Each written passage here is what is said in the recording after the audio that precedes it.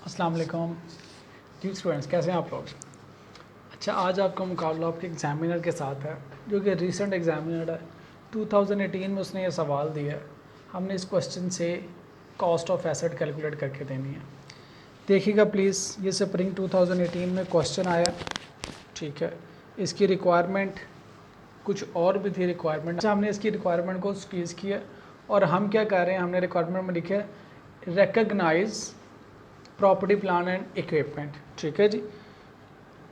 देखिएगा जी, introductory paragraph में क्या था, following information pertain to Rose Enterprises for the year ended 31 December 2017।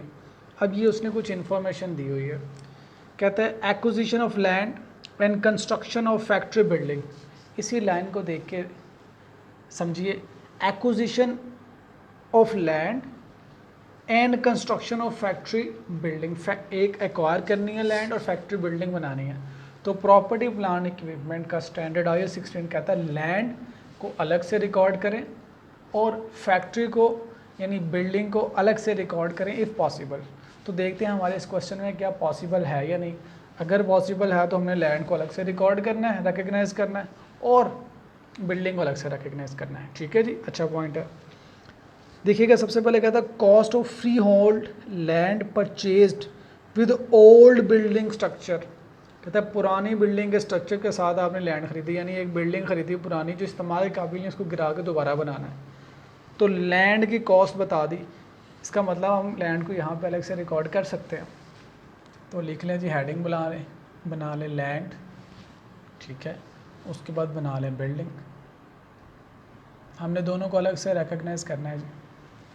देखिएगा, कहता है cost of freehold land, cost of land कितनी है हमारे पास, इट्स 25,000, ठीक है जी। लेकिन अभी इसमें बिल्डिंग भी है, पुरानी बिल्डिंग है इसमें, ठीक है। हमें पुरानी बिल्डिंग से क्या फ़ायदा होगा अभी देखते हैं।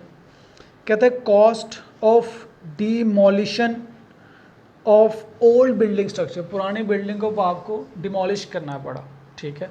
डिमोलिश करने की कॉस्ट आई, डिमोलिश, ये भी कॉस्ट क्या है हमारी, कॉस्ट ऑफ लैंड में आएगी। अभी हमने लैंड तक पहुंचना है, अभी ऊपर बिल्डिंग खड़ी है, लैंड हम नहीं इस्तेमाल कर सकते, हमें बिल्डिंग को गिराना पड़ा। उसके लिए हमारे पास जो एक्सपेंस आया इट वाज 1500, ठीक है जी। नेक्स्ट देखिएगा, we have proceed from sale of scrap of the old building. अब ये जो डिमोलिश किया, जो स्क्रैप आया वो बिका, बिकने से हमें जो पैसे मिले, तो हमारी जो बिल्डिंग की कॉस्ट है इसमें बिल्डिंग की कॉस्ट भी शामिल है, ठीक है। हमें डिमोलिश करने का एक्सपेंस भी आया, तो जो स्क्रैप बिकने से पैसे आया है वो भी इसमें से माइनस होने हैं जी, ठीक है जी। तो स्क्रैप कॉस्ट कितनी है हमारे पास, इट्स 250, ये आप इसमें से माइनस करते हैं। नेक्स्ट देखिएगा, we have fee paid to ABC architect for site plan and drawing. हमने फ़ी पे किया बिल्डिंग बनाने के लिए, फ़ी पेड डिज़ाइन के लिए और ड्राइंग्स के लिए और प्लान के लिए। उसके लिए हमने आर्किटेक्ट को पैसे पे किए हैं जी 800, तो ये बिल्डिंग की कॉस्ट में आएगा जी 800। नेक्स्ट देखिएगा, we have advance paid to quality construction for construction of building. हमने उनको एडवांस पे किया, तो बिल्डिंग की कॉस्ट भी साथ ही मैं कैलकुलेट करता जा रहा हूँ। 6000 का हमने उनको एडवांस पे किया, तो ये सारा उसकी कॉस्ट में आ जाएगा जितने पैसे कंस्ट्रक्टर को दिए हैं। नेक्स्ट देखिएगा, further payment to QC, further payment भी आ जाएगी इसमें। फर्दर पेमेंट QC यानी कंस्ट्रक्टर को जितने पैसे दे रहे हैं, that is basically cost of building, it's ₹35,000, ठीक है। नेक्स्ट देखिएगा, acquisition and installation of new plant. अब प्लांट भी है जी, चलें यहाँ पे लिख लेते हैं जी प्लांट। इसके लिए कहता है 25% of the cost of the plant paid in advance. ये जो 4000 है, it's 25% of the cost of the plant. अगर ये 25% है तो कॉस्ट कितनी थी, ठीक है जी। कॉस्ट इसकी कैलकुलेट कर लें कि कितने पैसे बताए गए हैं, इट्स 4000 अगर ये 4000 है, इट इज़ 25%, तो 100% अमाउंट कितनी होगी, इससे मल्टीप्लाई करें, you will have 100% of the amount of cost of the plant, it's ₹16,000। अच्छा जी, ये अच्छा पॉइंट था, काफ़ी स्टूडेंट्स यकीनन यहाँ पे स्ट्रगल किए होंगे। 25% एडवांस था, ये जो 4000 है ये बेसिकली 25% थी। हमें तो कॉस्ट पूरी चाहिए, जब हम कॉस्ट डिटरमिन कर सकेंगे तो रिकग्नाइज करना है। स्टैंडर्ड कहता है कि इनिशियल मेजरमेंट करें कब, जब एसिड इस्तेमाल के काबिल हो और उसकी कॉस्ट भी रिलायबली मेजर हो सके, तो ये कॉस्ट रिलायबली मेजर हो सकती है। 25% उसने दिया, हम 100% कैलकुलेट कर लेंगे, this is my cost. Next देखिएगा, इसके बाद कहता है हमें transportation and import charges. Transportation and import के चार्जेस हैं इस प्लांट के जी, कितनी अमाउंट के हैं, इट्स ₹1250, तो ये भी इसकी कॉस्ट में आ जाएंगे। नेक्स्ट देखिएगा, कॉस्ट ऑफ इंस्टॉलेशन, इंस्टॉलेशन भी इसकी कॉस्ट में आ जाएगा। Installation it's amounting to ₹400। तो ये हमने तीनों प्रॉपर्टी प्लांट इक्विपमेंट की कॉस्ट कैलकुलेट कर ली। ठहरे, अभी आगे सवाल है, कहता है other information, cost of freehold land includes, ये जो cost of freehold land है 25,000, कहता है इंक्लूड्स, क्या शामिल है, adjustable property tax for the year 17 to 18 and transfer fee 120,000 and 850,000 respectively. अब ये जो लैंड ली है इसमें प्रॉपर्टी टैक्स की अमाउंट भी शामिल है 25,000 में, और ट्रांसफ़र करने की कॉस्ट भी शामिल है। तो ट्रांसफ़र करने के जो एक्सपेंस है वो तो कॉस्ट में रहना चाहिए, लेकिन जो एडजस्टेबल टैक्सेस हैं उसने तो कॉस्ट में नहीं आना ना, तो एडजस्टेबल टैक्सेस को इसमें से माइनस कर दें। Adjustable property tax amounting to rupees कितनी है जी, इट्स 120। मैंने 120 इसलिए लिखा है, नीचे मुझे दी गई है अमाउंट रुपीज़ में, और ऊपर देखिएगा टेबल में सारी अमाउंट्स को थाउजेंड्स में राउंड ऑफ किया है, तो मैंने 120,000 लिखने के बजाय 120 लिख दिया, आगे से 3 ज़ीरो हटा दिए, क्योंकि हम सारी फिगर्स को जो उसने हमें ऊपर दी हुई है वो थाउजेंड्स में ले रहे हैं। तो यहाँ पे भी समटाइम स्टूडेंट मिस्टेक कर देते हैं, तो आपने जितनी भी अमाउंट्स लेनी है सारी एक ही यूनिट में लीजिएगा, ठीक है। नेक्स्ट देखिएगा, अच्छा ट्रांसफ़र फ़ी मैंने इग्नोर कर दी, यानी इसमें शामिल नहीं की, इसमें शामिल है ऑलरेडी 25,000 में, तो मुझे कुछ करने की ज़रूरत नहीं है। ये भी शामिल था टैक्स, लेकिन ये टैक्स इसकी कॉस्ट में नहीं आना चाहिए, इसलिए मैंने इसको यहाँ से निकाल दिया, ठीक है। बाकी जो ट्रांसफ़र फ़ी है वो इसमें शामिल है, वो कॉस्ट में आनी चाहिए, और उसमें ऑलरेडी है, तो मुझे कुछ करने की ज़रूरत नहीं है। नेक्स्ट पॉइंट देखिएगा, factory building was available for use from 1 जुलाई 2017, यानी 1 जुलाई को आपने इसको रिकग्नाइज करना है।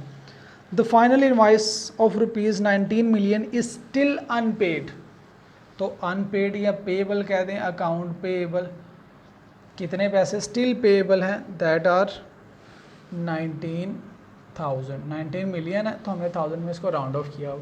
स्टिल पेबल है तो कॉस्ट ऑफ बिल्डिंग है, तो कॉस्ट में ऐड कर दें, अभी पे किया या नहीं किया, हमें कॉस्ट को डिटरमिन करना है, ठीक है। ये आर्किटेक्ट को फ़ी पे की गई, ये उनको एडवांस दिया गया, फर्दर पेमेंट ये भी पेएबल है, तो ये सारी क्या है, बिल्डिंग बनाने की कॉस्ट, ये प्लांट की कॉस्ट, और ये लैंड की कॉस्ट। तो हमें प्रॉपर्टी प्लांट एंड इक्विपमेंट को अलग अलग से रिकग्नाइज करना होता है। नेक्स्ट देखिएगा, कहता है the plant started operation on 1 August 2017, remaining amount was paid on 31 अगस्त, यानी ये जो 4,000 है ये तो पे कर दिया गया था, बाकी जो 12,000 है था बाद में पे किया गया, नो इश्यूज़। हमें क्या, हमारी रिक्वायरमेंट क्या थी, कॉस्ट कैलकुलेट करें एंड और क्या करना है, जिसको रिकग्नाइज करना है। चलें जी, अब इसको टोटल कर लें, उनकी कॉस्ट बता दें। इसको टोटल करेंगे, you will have 100, it will B 26,130, ये आ गई जी कॉस्ट ऑफ लैंड। अब आ जाए जी बिल्डिंग, 800, 6,000, 35,000, 19,000, इट विल बी 60,800, ये मेरे पास आ गई कॉस्ट ऑफ बिल्डिंग। उस लास्ट पैराग्राफ पे आइएगा, कहता है transportation and import charges of plant includes, इसमें शामिल है, क्या शामिल है जी, includes annual fire insurance premium and insurance in transit 350,000 and 60,000। कहता है ये जो ट्रांसपोर्टेशन एंड इम्पोर्ट है ये 1250, इसमें 2 तरह के इंश्योरेंस शामिल है, एक फॉर द ईयर और एक इंश्योरेंस इन ट्रांजिट। तो फॉर द ईयर यानी इस्तेमाल करने की जो इंश्योरेंस है वो यहाँ पे कॉस्ट में नहीं आनी चाहिए, उसको माइनस कर देते हैं। तो लिख देते हैं जी इंश्योरेंस कितनी अमाउंट की है, जो पूरे साल की है, इट्स अमाउंटिंग टू ₹350। ये पूरे साल की इंश्योरेंस है, ये मैंने माइनस कर दी। जो इंश्योरेंस ट्रांजिट है वो भी कहता है इसमें लिखी हुई है, तो वो लिखी रहने दें, उसको कुछ नहीं करना, उसकी कॉस्ट में आनी चाहिए थी, ऑलरेडी है तो कोई कुछ करने की ज़रूरत नहीं है। अब इसका भी टोटल कर लें। No you will have total of ₹16,000, it will be 17,300।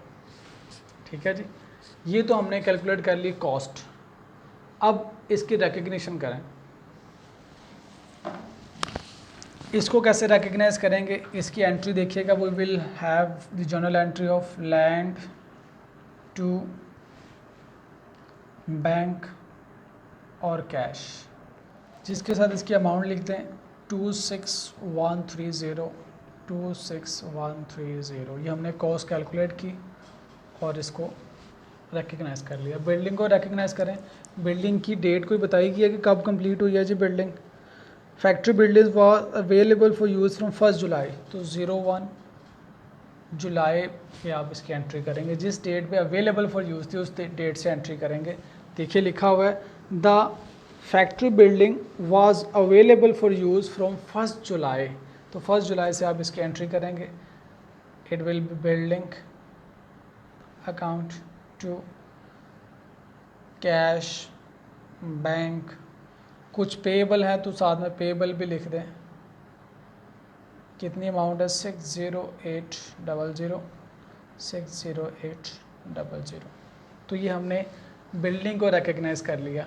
अब प्लांट देखें, प्लांट के बारे में कुछ लिखा हुआ है कब यूज़ करने के काबिल था। कहते हैं the plant started operation in 1 अगस्त 2017, तो 01 अगस्त में इसकी भी एंट्री कर दें। It will be plant amounting to ₹17300 to cash और बैंक और पेएबल 17300। तो हमने बेसिकली आज के लेक्चर में क्या सीखा,